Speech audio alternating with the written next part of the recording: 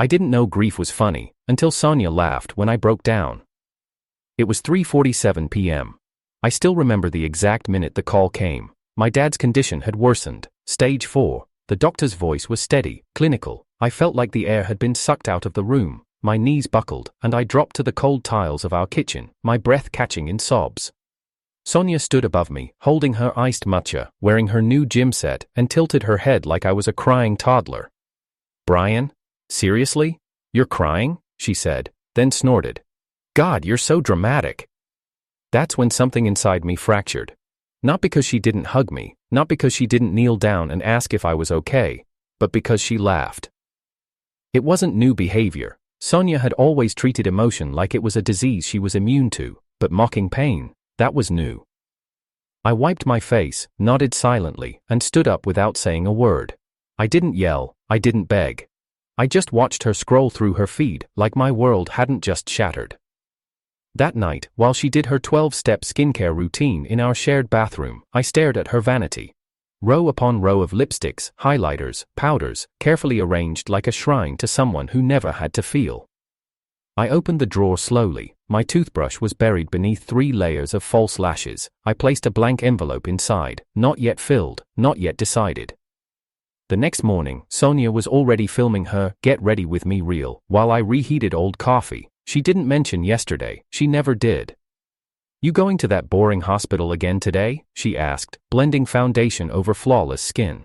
"Try not to cry in public, babe, it's embarrassing." I left the apartment without answering. In the hospital, I sat beside my father as machines beeped steadily. His hand was cold but alive. That was enough. He looked at me and smiled. Faintly. "She doesn't understand, does she?" he asked weakly. I shook my head. "She's pretty," he said. "But son, pretty is just paint. Watch how someone treats your pain. That's the only truth." I nodded again. When I got home that night, Sonia wasn't there. She was tagged in 4 stories, clubbing with her friends. Someone had posted a boomerang of her fake crying while a caption read, "When your boyfriend cries more than you do." That was the last straw. I packed slowly. Not much. Just what mattered, my camera, some clothes, and my dad's old journal. I left the envelope on the vanity. Inside it, a handwritten note. "You laughed when I cried. This drawer used to hold my toothbrush, now it holds your ego. I'm done trying to love someone who finds humor in hurt." I didn't leave a forwarding address. 3 days later, I was crashing at Wesley's place. He didn't ask questions, he just handed me a cold beer and said, "Finally." On day 5, I got a message from Alyssa. She used to be close with both me and Sonia until Sonia started pushing her away for being too emotionally deep. Alyssa's message read, "She's spinning the breakup on social media, says you had a mental collapse, just thought you should know." I replied, "Let her say what she wants, I've got nothing left to prove." Wesley glanced over my shoulder. "She always wanted a follower count more than a future with you." I didn't disagree. 2 weeks later, I was at the park with Alyssa. It was quiet, she brought coffee, and I brought silence. "She never deserved your grief, Brian," she said gently. "You let her into the most sacred parts of your life, she decorated them and mocked them when you bled." I stared ahead at the pond. I just wanted someone who wouldn't laugh at me when I cried. Alyssa touched my hand. "Then maybe you've been looking in the wrong place all along." For the first time in weeks, I let my chest loosen. I didn't smile, but I didn't cry either. Somewhere across the city, Sonia was probably filming another healing reel with a fake tear filter, telling her viewers how she survived a breakup with a man who was too sensitive to handle real life. But I didn't care anymore. She laughed when I cried. So I left the goodbye note where her makeup used to be. And that was the last thing I ever gave her.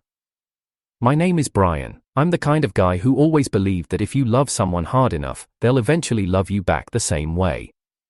That if you show up, stay loyal, keep your promises, and be the emotional safe place someone needs, it'll be enough. That belief kept me in a relationship 2 years longer than I should have stayed. Sonia and I met at a rooftop birthday party in downtown Chicago.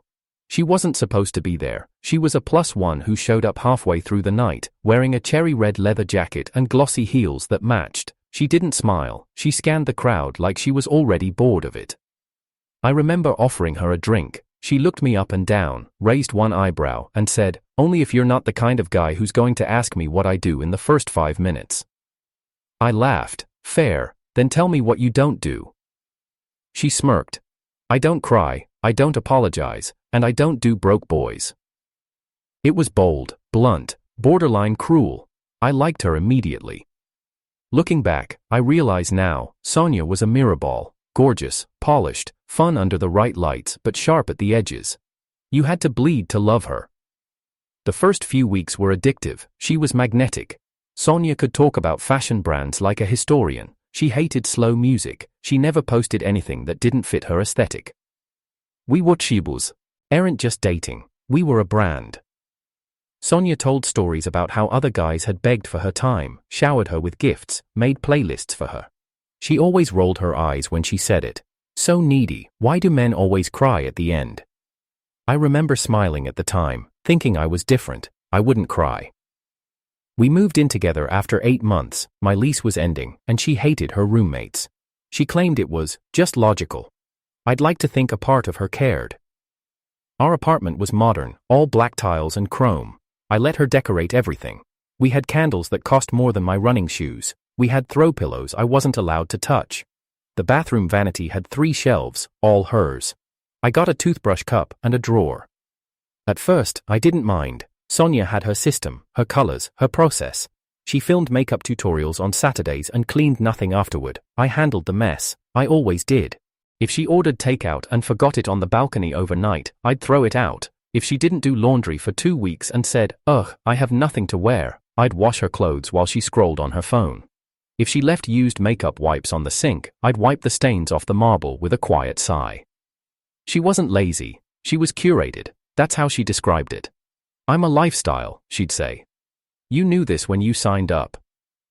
Our relationship wasn't all bad. There were nights when she would curl into my chest like she was hiding from the world. She'd say things like, "I don't trust anyone but you," or, "You calm me down better than my meds ever could." I held on to those nights. But they came less and less. Over time, I became her emotional landfill, her venting target, her crisis manager, and somewhere in the middle of that, I stopped talking about my own day. She never noticed. When my friend Wesley got promoted and invited us to celebrate, Sonia refused to come. "Not in the mood," she said. "Besides, it's not like it's your promotion." Wesley was my college roommate, my best man, if I ever got married. He'd been with me through everything. So I went alone. Wesley raised a glass to me that night and said, "One day, you'll stop building homes for people who keep locking the doors." I didn't answer. The next week, Sonia posted a photo of us at brunch. We hadn't been to brunch in over a month. It was an old photo. I realized then how well she curated illusions. Alyssa, another friend of mine, and once a close friend of Sonia's, began drifting away after our first year together. I never asked why, but I found out later. She called me emotionally clingy, Alyssa told me over coffee one afternoon. Said I was giving pick-me energy because I asked how your dad was doing. My dad had been battling cancer on and off since I was 21. Sonia never visited him in the HOU hospital, not even once. She said, "Hospitals give me bad vibes." I didn't argue. I used to think love was about enduring, but love isn't about how much you can survive, it's about how safe you feel while surviving it. Sonia made survival feel like a test. She tested me constantly. I failed every time I cried. When my dad had his second surgery, I stayed at the hospital overnight. I texted Sonia to update her. She replied 3 hours later with a selfie in front of a rooftop pool. "Hope everything's okay. I'm at Jenna's birthday. Can't talk now. No hearts, no love you, no check-in the next morning." I drove home after 3 hours of sleep. I walked in. She was watching a cooking show. She glanced at me and said, "Ugh, you look like death." I nodded, sat down, and said nothing. I don't know when I stopped asking her to care, probably around the time I realized she wouldn't, but I remember exactly when I started planning my exit. It was the day I showed her a framed photo of me and my dad fishing. I'd found it buried in an old box. She looked at it, tilted her head, and said, "Wow, he really let you wear that haircut? Traumatizing." Then she laughed and walked off. That night, I pulled my camera bag from the closet and packed it silently, just in case. In the mirror, I didn't see a man in love, I saw a man surviving a woman who had weaponized beauty to avoid empathy. I remember saying to myself quietly, "You're not weak for wanting kindness, you're just not shallow enough to settle." By the time the final crack came, when she laughed at my tears, I was already half gone, but I had one thing left to give her, not a ring, not a fight, just a letter, and I knew exactly where to leave it. 2 weeks after my dad's second surgery, Sonia made a video titled "Dating Emotionally Unavailable Men." She posted it on her channel with our apartment in the background. The couch I'd cried on, the kitchen I'd cooked in after 12-hour hospital shifts, my socks are on the floor, all in her frame. I wasn't named directly, but I didn't need subtitles. "Some guys just don't know how to regulate emotion," she said, curling her lashes between pauses. "They act cold, but the moment they're held accountable, they spiral. Red flag, ladies." The video had 17K views in a day. The top comment read, "You're so strong for leaving a man who couldn't match your energy." She liked it. She didn't leave me. I was still there, brushing crumbs off the counter while she edited clips of herself talking about how drained she felt dating emotionally bankrupt men. I stood outside the door that night, listening to her record. Her tone was different, more empathetic than I ever received in person. When I walked in, she turned. "Do you mind? I'm filming." I sat down at the edge of the bed. My voice came out lower than I expected. "You're talking about me." Sonia blinked twice. "Don't be so self-centered." I picked up one of the hair clips from her side of the bed, turned it over in my hand. "So all that healing content, it's for your followers, not me." "Brian," she said sharply, "if you want to fight, can we not do it on a night I'm uploading?" "No," I said, "let's not fight, let's just call things what they are." She didn't reply. The next day, while she was out for brunch, I opened her iPad. I wasn't proud of it, but I needed to know. I didn't dig. I just opened messages.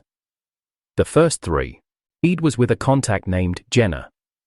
Scrolling through, I saw screenshots. Of me. Me, asleep on the hospital couch with a blanket half falling off. Me, with my head in my hands outside the ICU. Me, cleaning the kitchen shirtless while she stood back taking filtered videos behind my back. Jenna. He looks like a dad who got custody of the sadness. Sonia. It's giving away an abandoned puppy. Jenna. You could do so much better, babe. Sonia. Don't I know it, but let me squeeze a vacation out of this first.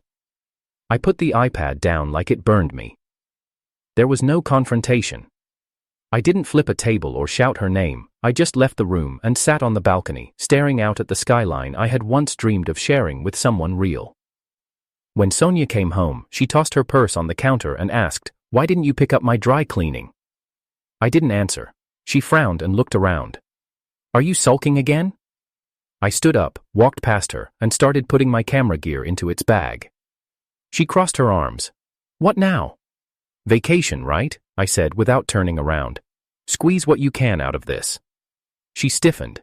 "What are you talking about?" "Your iPad's open," I said. "I saw everything." A long silence. Then she clicked her tongue and gave a bitter laugh.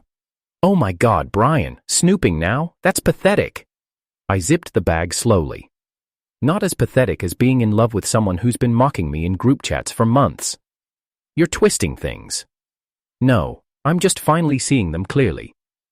She stepped toward me. "You're seriously going to blow this up because of a few jokes?" "A few jokes is what you call photographing someone at their lowest and sending it to your friends." Sonia rolled her eyes. "You act like you're the only one who's been hurting." "I never said that," I replied. "I just didn't expect you'd laugh while I bled." We didn't speak for the rest of the night. She locked herself in the bathroom, crying for her followers on camera. I sat on the couch in the dark, listening to fake sniffles and real silence. That night, I texted Alyssa. "Brian. You were right." "Alyssa. What happened?" "Brian. She posted a video, all about me, lied to everyone, made fun of everything I've been carrying." "Alyssa. I'm sorry, I tried to warn you." "Brian. How did I miss it for so long?" "Alyssa. Because you kept trying to see a heart where there was only glass." I stared at that message for 10 minutes before replying. "Brian.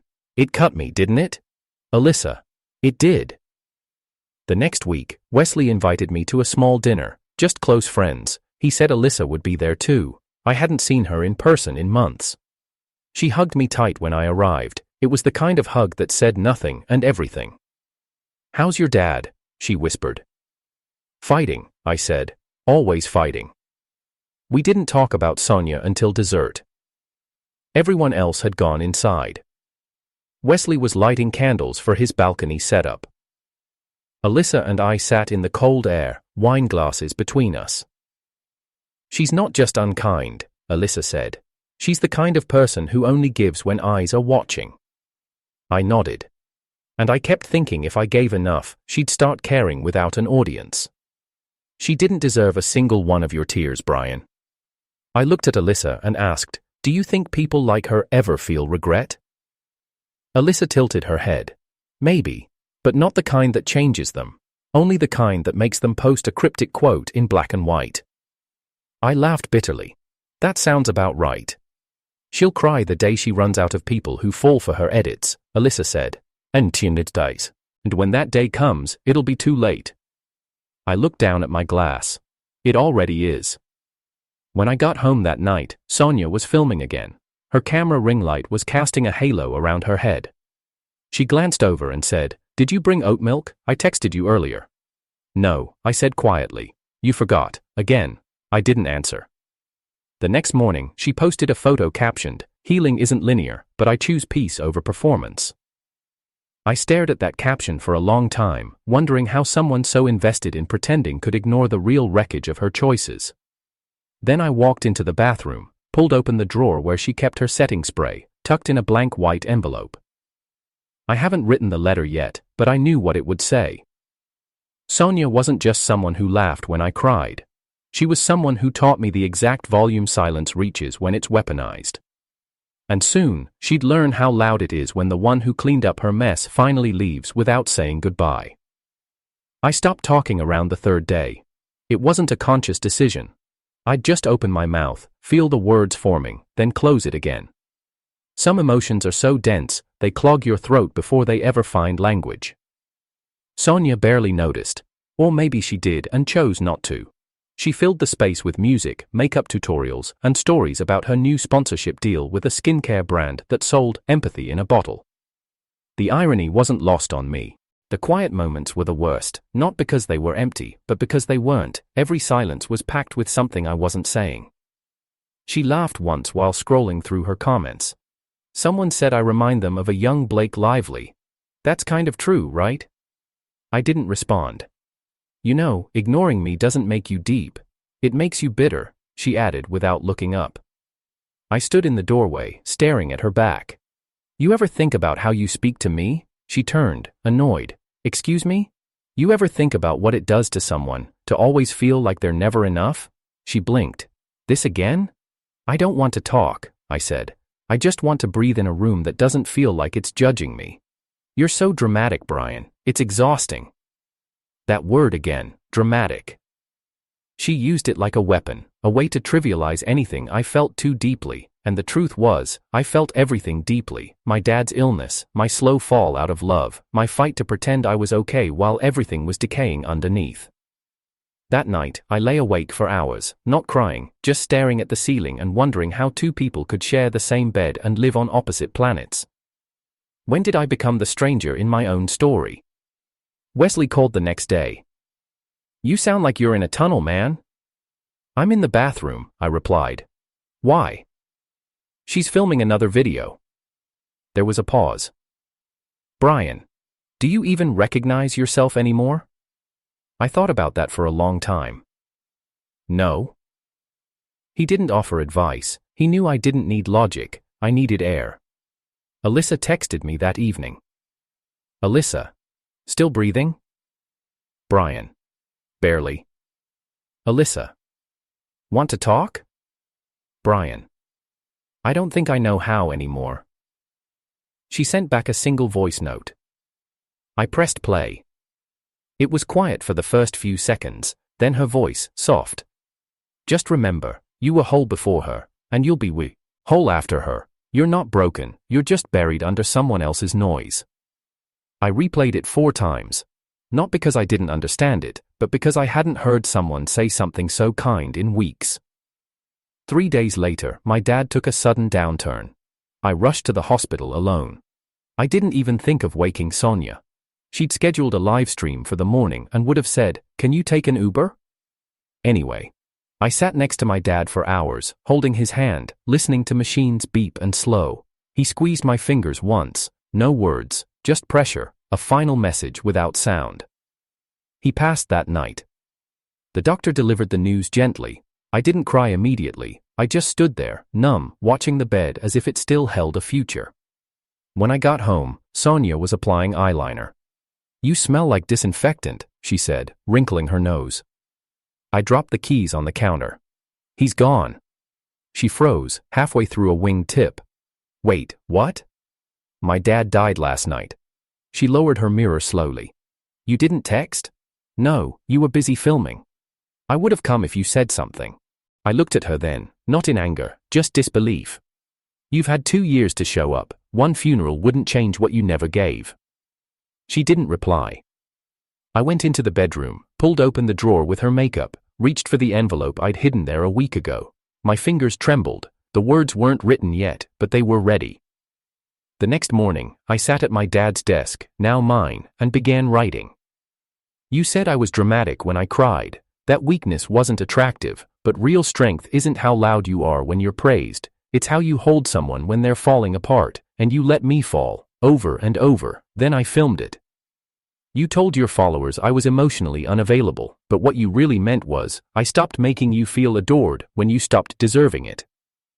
I wanted a partner, you wanted a stage, I became the script you used to perform healing, but I'm not your character, I'm just a man who finally stopped clapping for the show. This drawer was where I kept my toothbrush. Now it holds the truth. Goodbye, Sonia." I folded the note slowly and slid it back into the envelope. That night, I didn't say a word. She talked about wanting to buy new LED lights. Said something about how she might pivot to fashion holes. I nodded at the right places, smiled once. In my head, I was already gone. She didn't notice. I spent most of my days outside after that, sitting in parks, visiting bookstores, walking around without direction, just letting the cold fill the space she used to occupy. I didn't post anything, didn't update anyone, but somehow, Alyssa always knew when to check in. "Alyssa, are you holding steady?" "Brian, some days." "Alyssa, if you ever need a quiet room, mine's always open." I believed her, because Alyssa never said anything she didn't mean, she didn't perform support, she just gave it. One afternoon, Sonia post, "Edo real." It was her in slow motion, crying beneath a caption. "When he leaves without a goodbye. But you still wish him healing." The comments poured in. "You're so brave." "He didn't deserve you." "You're an icon." She replied to almost all of them.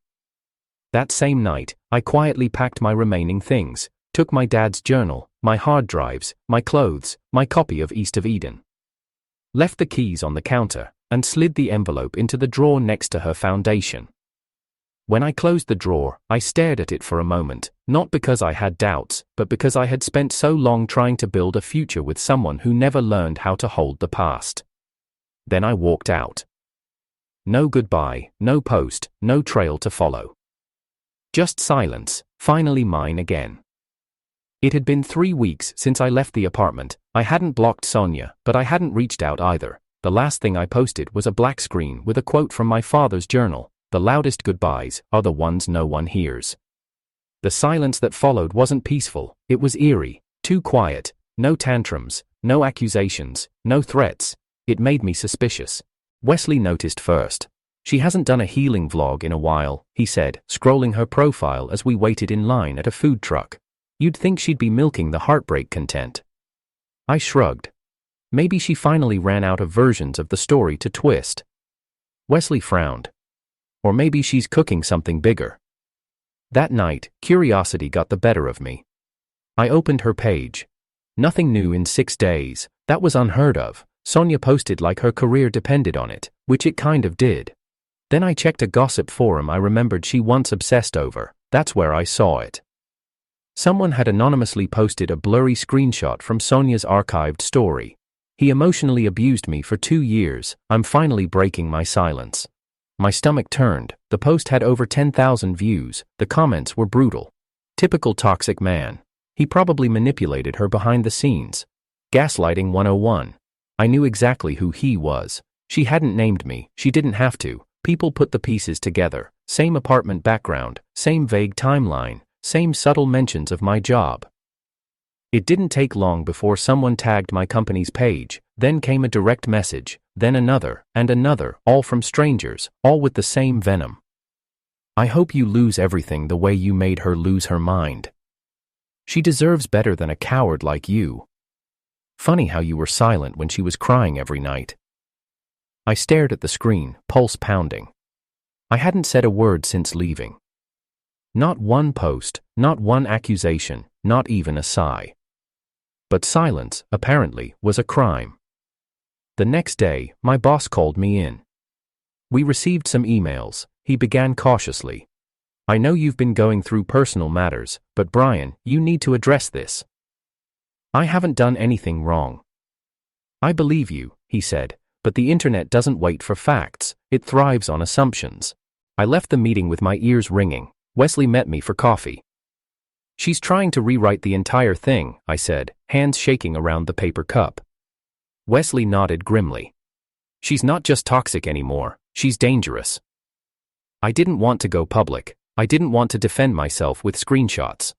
But when someone posted a video compilation of Sonia's past stories, me in the blurry background, my voice distorted, cut out of context, I realized I didn't have a choice. I called Alyssa. I need your help, I said. Say no more, come over. Her apartment was warm, quiet, no ring lights, no filters, just real space. I laid everything out, screenshots, chat logs, timestamps of her posts versus reality. Alyssa helped me organize them chronologically. We sat on the floor, surrounded by open tabs and evidence. Do you want to fight back? She asked gently. I want the truth out there, I said, even if it's just for my own sanity. She nodded.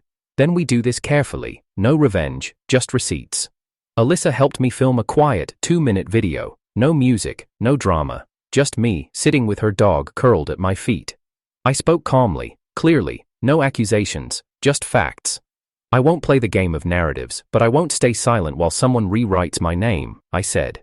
Everything I gave in that relationship, I gave with intention. I never raised my voice, I never raised a hand, but the moment I stopped giving, she created a version of me that people would hate. And if your idea of healing is destroying someone who walked away quietly, then you were never hurting. You were just bitter, so I stopped clapping. That was it. No hashtags, no call-outs, no comments enabled. Just the truth. Within 24 hours, the video hit 100k views, then 500k, then over 1 million. People started digging. They compared Sonia's statements, found inconsistencies, contradictions, comments she had edited, stories she had deleted. Reddit threads popped up dissecting the whole thing.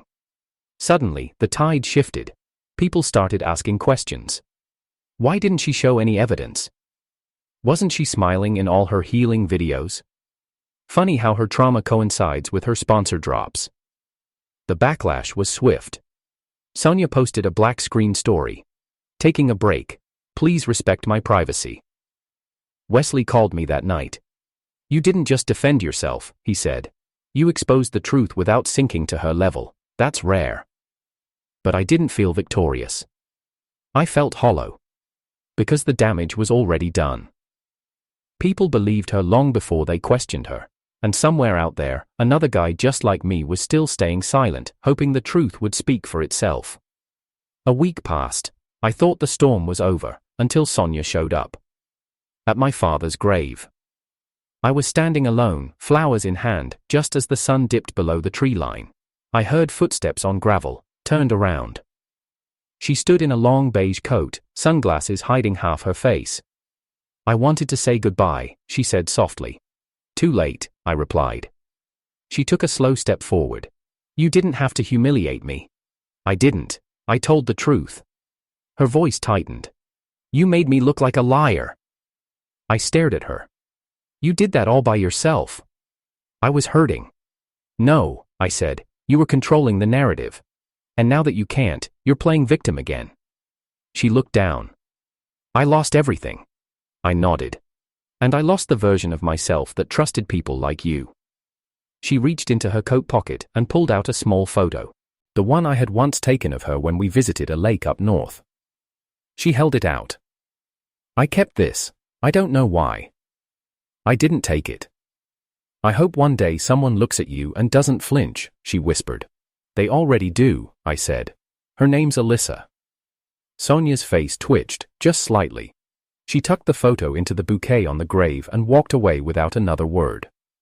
That night, I sat with Alyssa on her balcony, told her everything, the visit, the words, the look.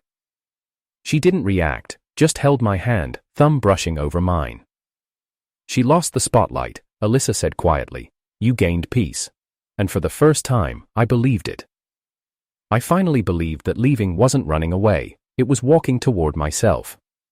The rain hadn't stopped in 2 hours. Alyssa was in the kitchen, stirring her tea, while I stared out the window of her apartment in silence. I hadn't spoken much since the cemetery. Since Sonia, everything should have been over. She was publicly discredited. The apology posts had stopped. The fake tears dried up. She had finally vanished from every trending tag and gossip thread. But something in me still felt unsettled. You okay? Alyssa asked softly, walking over with 2 mugs. You've been quiet all morning. I thought it would feel final, I said, but I still feel like she's lingering, like a ghost in the room. She wasn't a ghost, Alyssa said. She was a performance you spent too long applauding. I looked at her, and what does that make me? Someone who mistook the spotlight for warmth. I smiled faintly. You always say things that sound like poetry, but hit like truth. She sipped her tea. Then here's one more. Closure doesn't come from silence. It comes from speaking the truth, even when your voice shakes. Later that night, I got a message from Wesley. Just 2 words. She's here.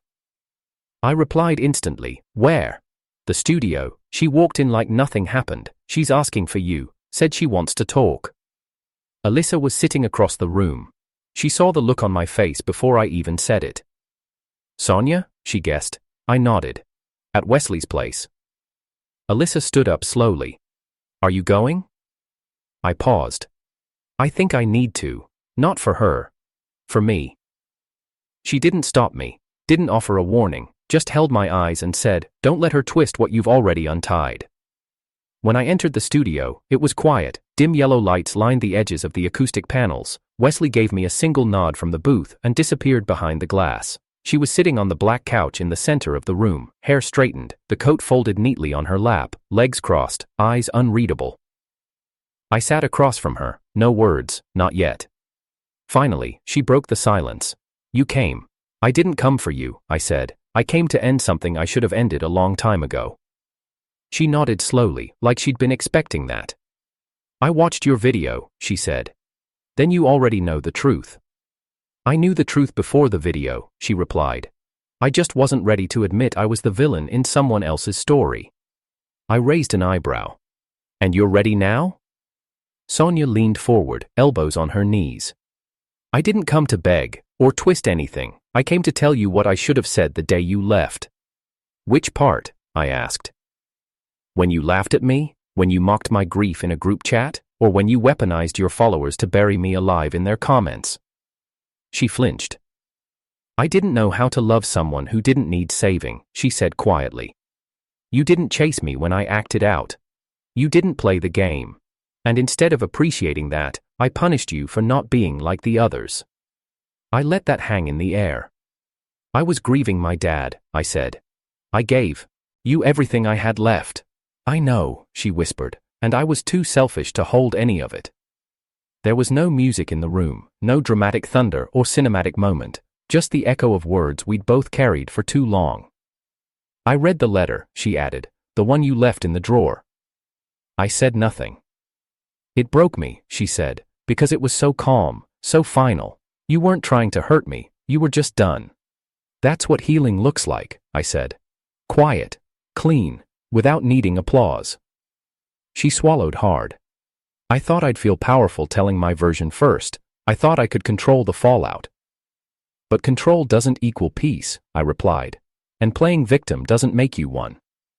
Sonia blinked fast, once, then again. Do you hate me? I paused. I looked at her. Really looked. No, I said. But I don't see you as someone I ever really knew. She nodded, lips trembling. You were the only person who ever saw past my surface. And you made me pay for it. Tears welled in her eyes. But they weren't manipulative this time. They felt real, maybe for the first time. I wanted to feel chosen, she said, and when I did, I ruined it. You didn't ruin me, I corrected. You just taught me how to walk away from people who think love is a transaction. She opened her mouth, closed it, then said, I don't expect forgiveness. Good, I said, because forgiveness isn't what I'm offering goodbye. She looked stunned.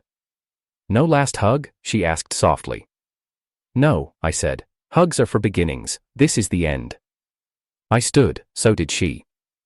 There was a long pause, then she said, I hope Alyssa makes you feel safe. She already does, I replied. Then I turned and walked out.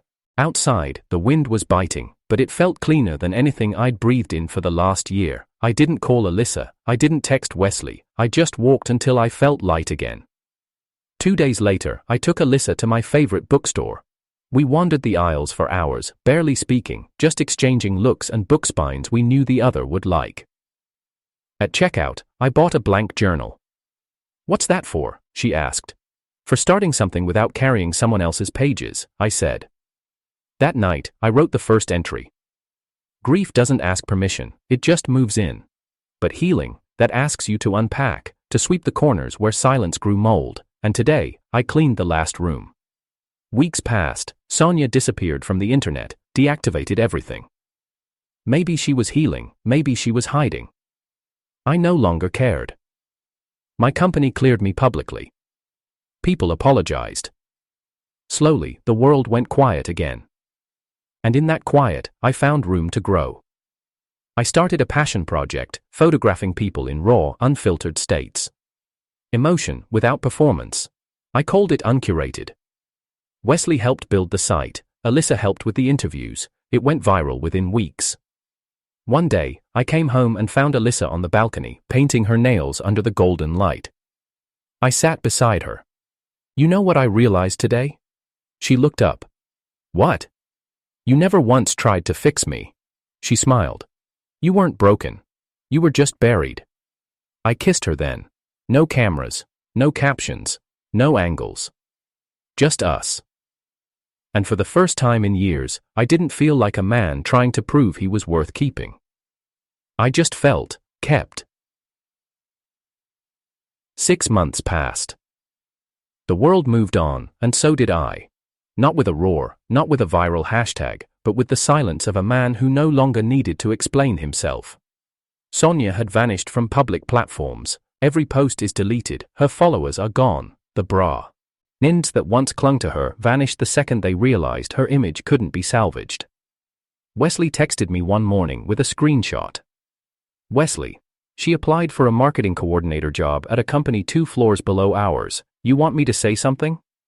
Brian. No, let her see my name in the directory. I didn't need to do anything, the world had already done it for me.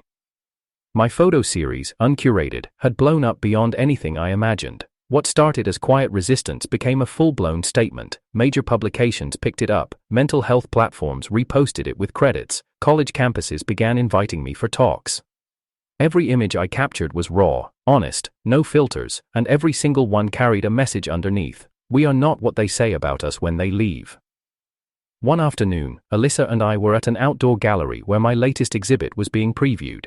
She wore a flowy cream dress and held my hand like it was second nature. Because now, it was. I saw her before Alyssa did. Sonia. Standing 2 rows down, wearing sunglasses, hair tied back, alone. She stared at a photo near the end of the wall. One of my most shared pieces. It was a close-up shot of me. Eyes closed, tears on my cheek, no dramatic lighting, just raw grayscale. The title beneath it read, What They Called Weakness. A small plaque next to it had my quote, She laughed when I cried, so I gave the world the tears she called unworthy. Sonia stood still, no phone in her hand, no fake tears this time, just silence. Alyssa leaned into me. You see her, don't you? I nodded. Want me to take you somewhere else? I looked at the wall of photos behind her, behind me. No, I said. Let her stay. Let her see everything she tried to erase become immortal. Sonia didn't speak to me that day. She didn't approach. She left 20 minutes later, coat tight around her body, expression unreadable.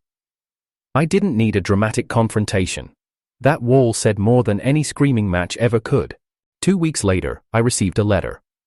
Yes, an actual letter. No return address. Handwritten. It was from Sonia. She didn't apologize, not directly, but the words were heavy with the weight of realization.